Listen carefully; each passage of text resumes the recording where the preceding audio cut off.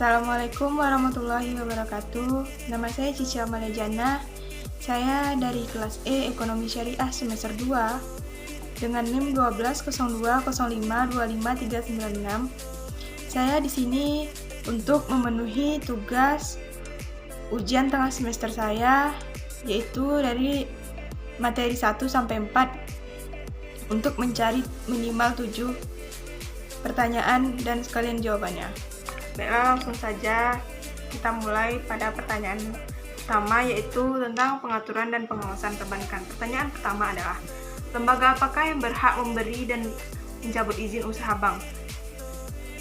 Pencabutan izin usaha bank dilakukan oleh pimpinan Bank Indonesia, yaitu sejak tanggal pencabutan izin usahanya, direksi dan Dewan Komisarisnya dilarang melakukan perbuatan hukum berkaitan dengan aset dan kewajiban bank kecuali atas izin pengawasan Bank Indonesia.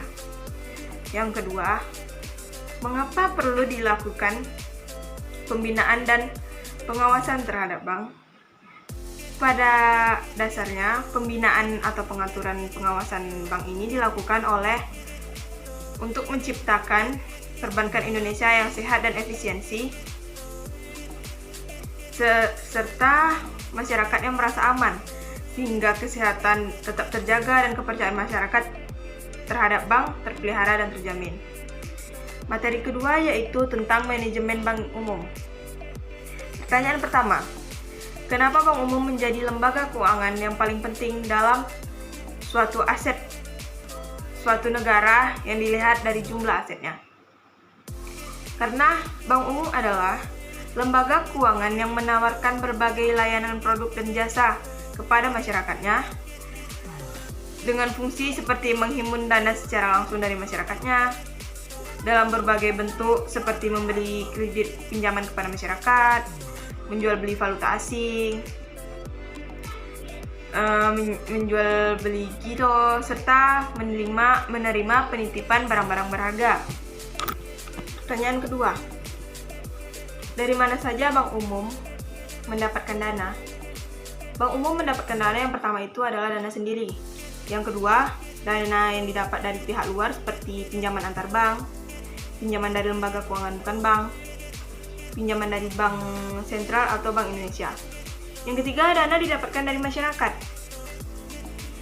dalam bentuk simpanan masyarakat yang berupa giro, tabungan biasa, deposito, dan simpanan sementara.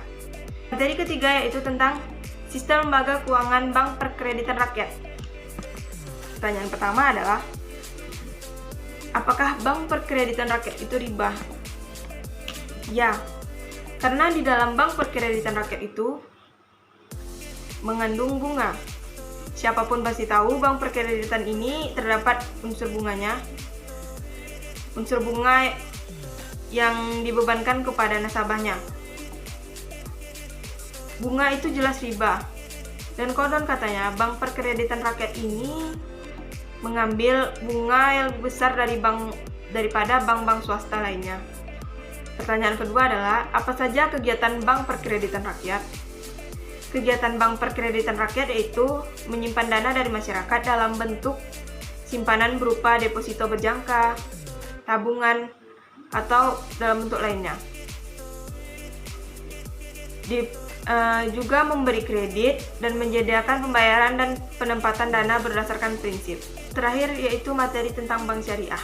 Pertanyaan pertama adalah, apakah undian di bank syariah itu termasuk perjudian? Jawabnya tidak, karena pada dasarnya prinsip bank syariah itu tidak boleh melakukan kegiatan yang menyalahi prinsip syariah.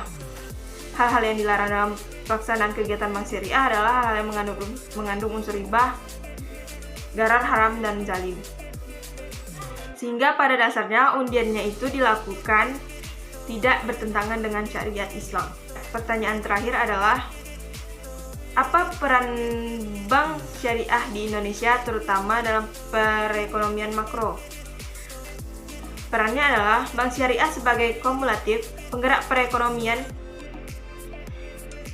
pada pertumbuhan sektor real, sekaligus memberi porsi yang lebih pada segmen ekonomi mikro, sehingga Bank Syariah membantu perkembangan UMKM, khususnya untuk masyarakat yang ingin menjalankan usahanya. Itulah yang dapat saya sampaikan, lebih dan kurang saya mohon maaf. Assalamualaikum warahmatullahi wabarakatuh.